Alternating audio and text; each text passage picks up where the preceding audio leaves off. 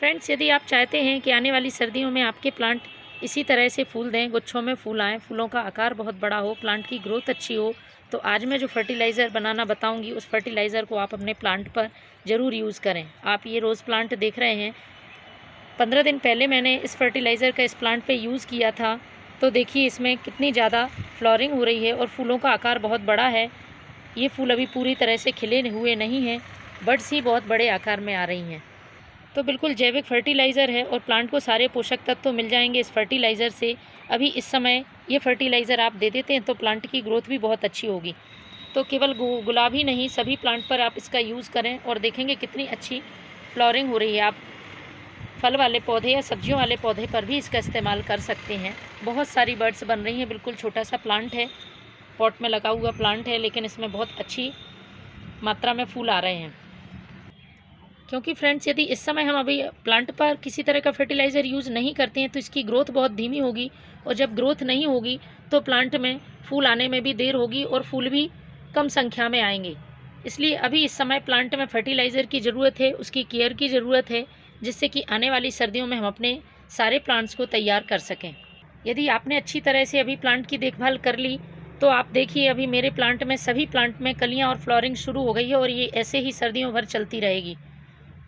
यदि आप प्लांट में अभी फर्टिलाइज़र नहीं देते हैं या उसकी सही तरह से केयर नहीं करते हैं तो प्लांट धीरे धीरे ग्रोथ करेगा और जब तेज़ सर्दियां पड़ेंगी तो उसकी ग्रोथ भी रुक जाएगी। प्लांट उस तरह से फ्लावरिंग नहीं कर सकेगा जितनी कि उसकी कैपेसिटी होती है। अभी आपको इस तरह के फर्टिलाइज़र प्लांट में यूज़ करने हैं जिससे कि प्लांट की मिट्टी उपजाऊ बने, उसका पीएच बैलेंस रहे। तो कुछ इस तरह से फर्टिलाइज़र हमें यूज़ करना है जिससे कि प्लांट को पोषक तत्व मिलने के साथ साथ प्लांट की मिट्टी भी उपजाऊ बने। इसके पहले 1 से 2 बातें आप ज़रूर ध्यान रखें। प्लांट की मिट्टी में ज़्यादा वाटरिंग नहीं करनी है। यदि प्लांट की मिट्टी लगातार गीली बनी रहेगी तो जड़ों को नुकसान पहुंचेगा और प्लांट ग्रोथ धीमी कर देगा। इसी तरह से जिस भी प्लांट में ब्रांचेस सूख गई हैं या पत्तियां पीली पड़ गई हैं, ख़राब ब्रांचेस हैं, उनमें फूल आ चुके हैं, उनको आपको कट कर देना है। आप ये जैस्मिन चमेली का प्लांट देख रहे हैं, ये देखिए इस तरह से इसमें पूरी तरह से फ्लावरिंग हो चुकी है। जिन ब्रांचेस पे फूल लग रहे हैं वो मैं कट नहीं करूँगी, लेकिन जो सूख चुकी हैं और जिनमें फूल आ चुके हैं उनको मैं कट कर दूँगी। इसकी वजह से नई ब्रांचेस निकलेंगी और ये लगातार फूल देगा। अभी ये प्लांट बहुत अच्छी फ्लावरिंग कर रहा है और काफ़ी तेज़ी से ग्रोथ कर रहा है। और किसी भी प्लांट में यदि सीड्स बनते हैं, जैसे कि अपराजिता प्लांट में फूल सूखने के बाद सीड्स बनने लगते हैं, तो उसमें भी आपको वो सीड्स हटा देने हैं। प्लांट को फुल सनलाइट में रखना है।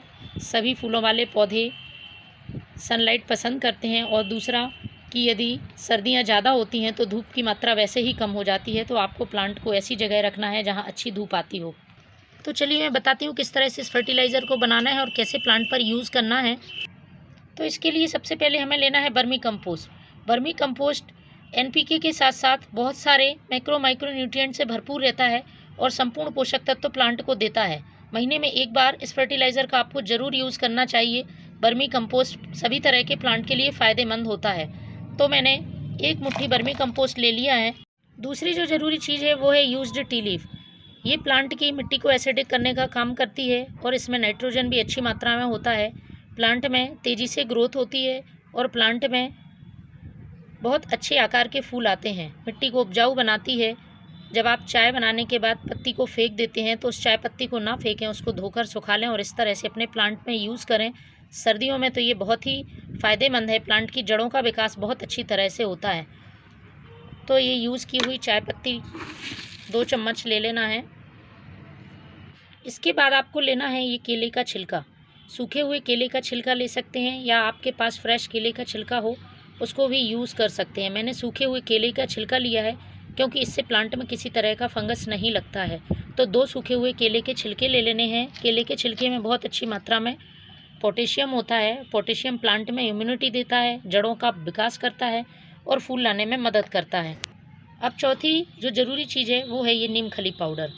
प्लांट में सिर्फ फर्टिलाइज़र देना ही काफ़ी नहीं है, उसमें अच्छा सा जैविक आपको इंसेक्टिसाइड या फंगिसाइड यूज़ करते रहना चाहिए, जिससे कि जड़ों में किसी तरह की फंगस ना लगे या फिर पत्तियों में किसी तरह के इंसेक्ट ना लगें।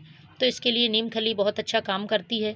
इसके साथ साथ ये प्लांट की ग्रोथ को भी बढ़ावा देती है। तो 1 चम्मच आपको नीम खली पाउडर ले लेना है और इन्हें पानी में भिगा देना है हमें 1 दिन के लिए। 1 दिन के लिए आप इसको ढककर रख दें छाया वाली जगह में। 1 दिन बाद आप देखेंगे तो कुछ इस तरह से फर्टिलाइज़र बनकर तैयार है। इसको अच्छी तरह से मिक्स कर लेना है और अब हम इसको छान लेते हैं। छानने के बाद हमें इसे डाइल्यूट करना होगा। तो कुछ इस तरह से हमें ये फर्टिलाइज़र मिला है। अब जितना फर्टिलाइज़र है इतने ही भाग हमें इसमें सादा पानी मिला लेना है। अब ये हमारे प्लांट में डालने के लिए तैयार है। और जो भी छानने के बाद मटेरियल बचता है उसको आप कंपोस्ट में यूज़ करें। इस तरह से पॉट की साइज़ के हिसाब से प्लांट की सॉइल में डालना है। 15 दिन में एक बार आप इस फर्टिलाइज़र का ज़रूर यूज़ करें। Thank you.